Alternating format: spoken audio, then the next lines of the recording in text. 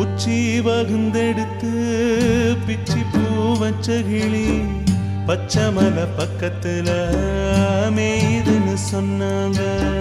மேயுதுன்னு சொன்னதுல நியாயம் என்ன கண்ணாத்தா? உச்சி வகுந்தெடுத்து பிச்சி பூ வச்ச கிளி பச்சை மலை பக்கத்துல மேயுதுன்னு சொன்னாங்க. மேயுதுன்னு சொன்னதுல நியாயம் என்ன கண்ணாத்தா?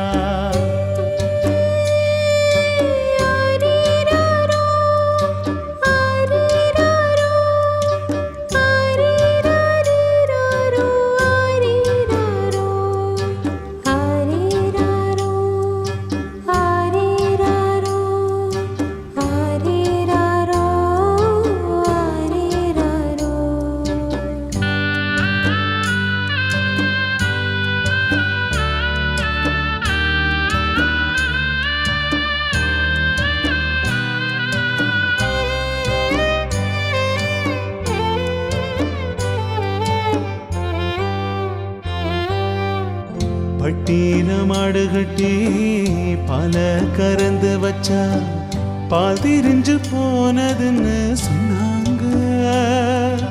சொன்னவங்க வார்த்தையில சுத்தமில்ல.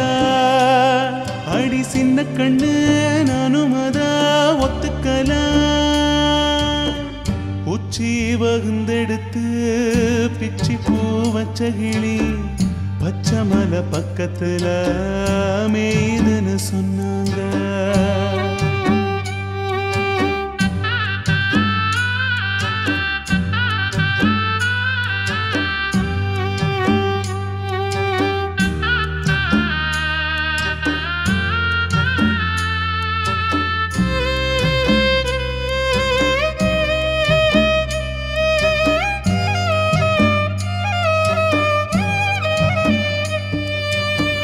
வட்டு கருப்பட்டிய வாசமுள்ள ரோசாவ கட்டெரும்பு மொச்சுதுன்னு சொன்னாங்க.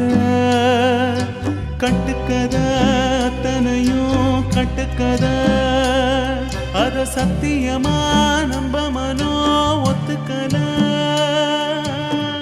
உச்சி வகுந்தெடுத்து பிச்சி பூ வச்ச கிளி பச்சை மலை பக்கத்துல மேயுதுன்னு சொன்னாங்க.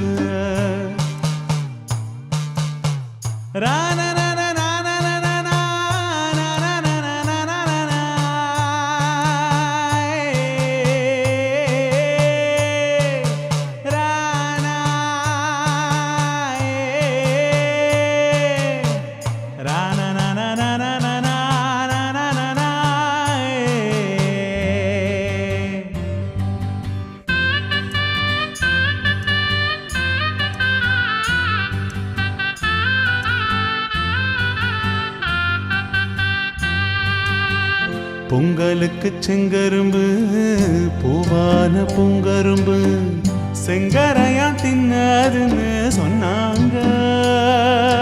செங்கரையா தின்னிருக்க நியாயமில்ல.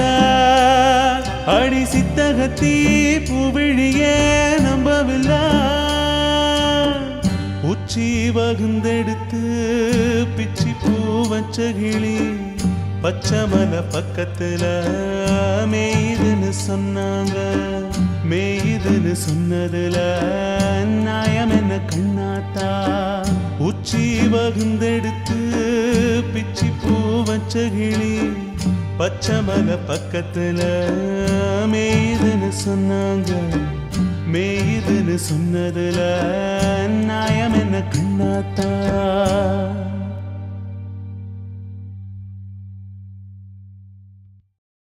எவ்வளோ அழகான விஷயங்கள் இந்த பாட்டுக்குள்ளே போயிருக்கு. சில சமயம் நீங்கள் கேட்பீங்க, மேடம் நீங்கள் சொல்கிறீங்களே அந்த அந்த இடத்த இன்னொரு தடவை எங்களுக்கு போட்டு காட்டக்கூடாதுன்னு. இன்றைக்கி நான் காட்டுறேன். நான் சொன்னேனே அந்த மெயின் சரணம் எல்லாம் பாடிட்டு இருக்கும்போது பேக்கிங்கில் அப்படியே ஒரு வயலின்ஸ் 4 வயலின் கேட்கும்னுட்டு. அந்த வயலினோட நோட்ஸை தனியாக கேட்டால் எப்படி தெரியுமா இருக்கும்? வேதனை 4 பங்கு ஆகும். கேட்டு பார்க்குறீங்களா? கேளுங்க. பொங்கலுக்கு செங்கரும்பு பூவான பூங்கரும்பு செங்கரையா தின்னதுன்னு சொன்னாங்க.